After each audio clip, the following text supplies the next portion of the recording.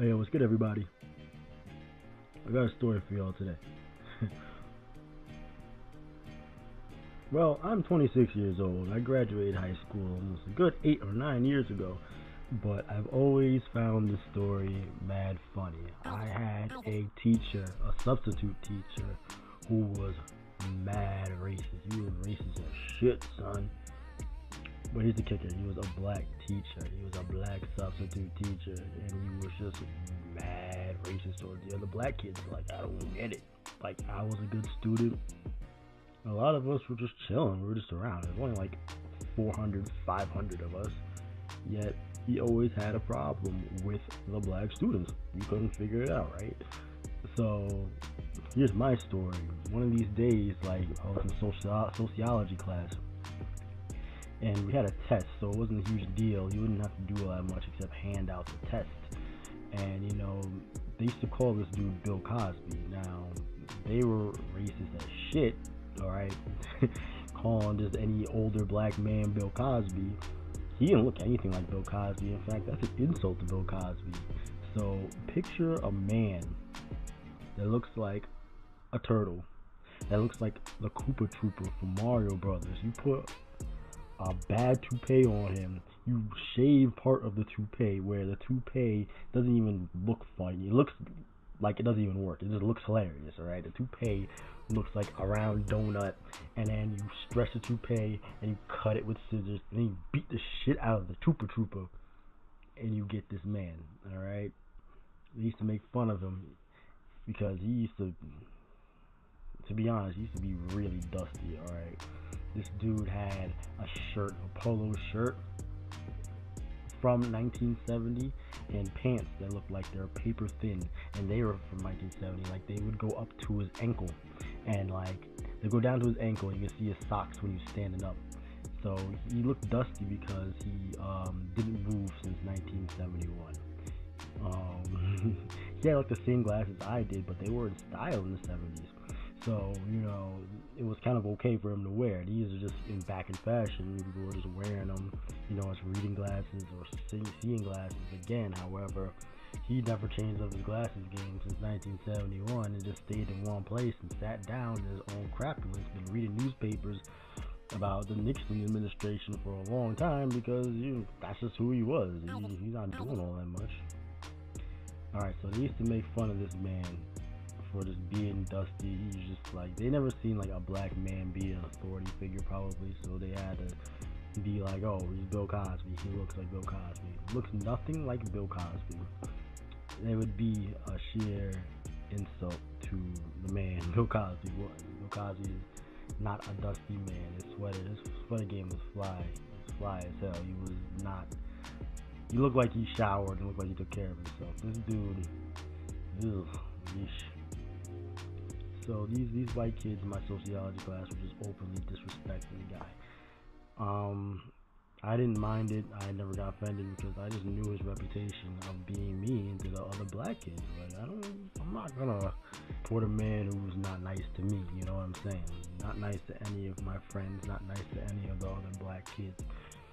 So we get this test, right? He says, "All right, everything off the desks. We're about to take the test." I was a good student in 11th grade, so I would skip lunch, and in order for me not to get a headache or starve to death, I would bring myself a goldfish, Cheez-It, Dorito snack, if anything.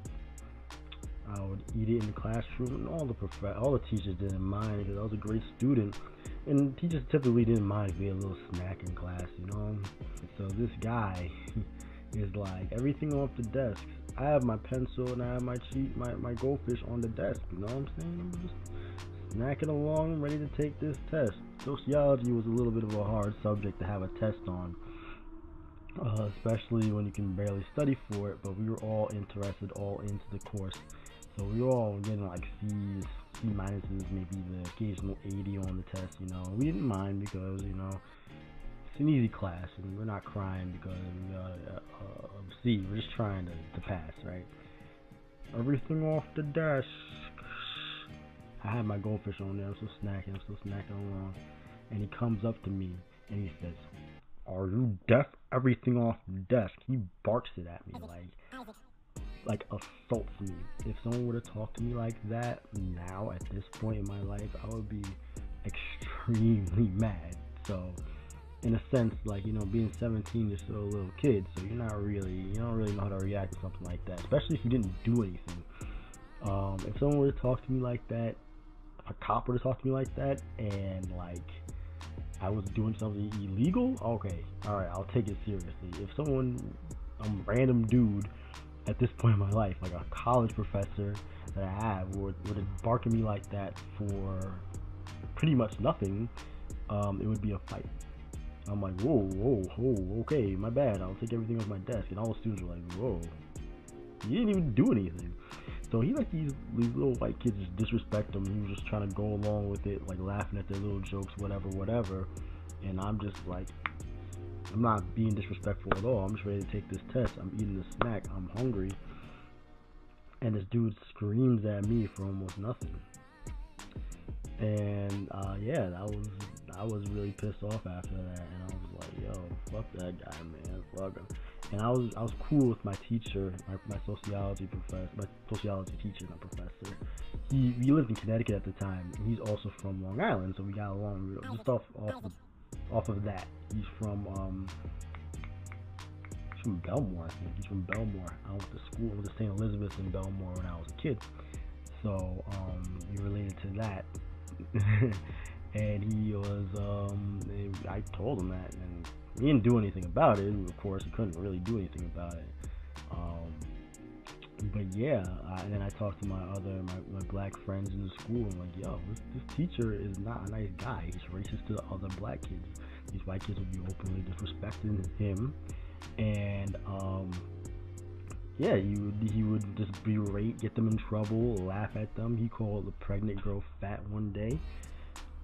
Yeah, fuck that guy, man. He gets black kids in trouble almost for nothing, sends them out of the class, sends them to the principal's office, reports them to the teachers when the teacher comes back to the class, and it's not fair when all these little other white kids are disrespecting them. You know what I mean? If you've ever been to Glastonbury, Connecticut before, you would know that it's a predominantly white suburb in Connecticut, and a lot of these kids ain't ever really seen black people before. Some of them have, some of them befriend them. A lot of these white kids, they grow up to be cops and shit. They grow up to be cops and go into the army, and then you befriend them on Facebook after, and then they're just openly like racist people. You know what I'm saying? So it's kind of a hard existence in that town, and that man just makes it even harder.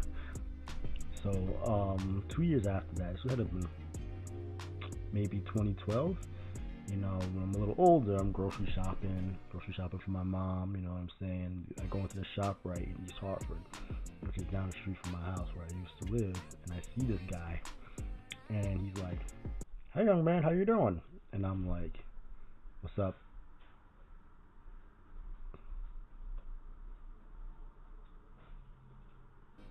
That's all I really had to say to him. Like, I didn't really have any conversation with him. He just knew I was a nice black kid, and I just said hi. You know what I'm saying? What am I supposed to do about that?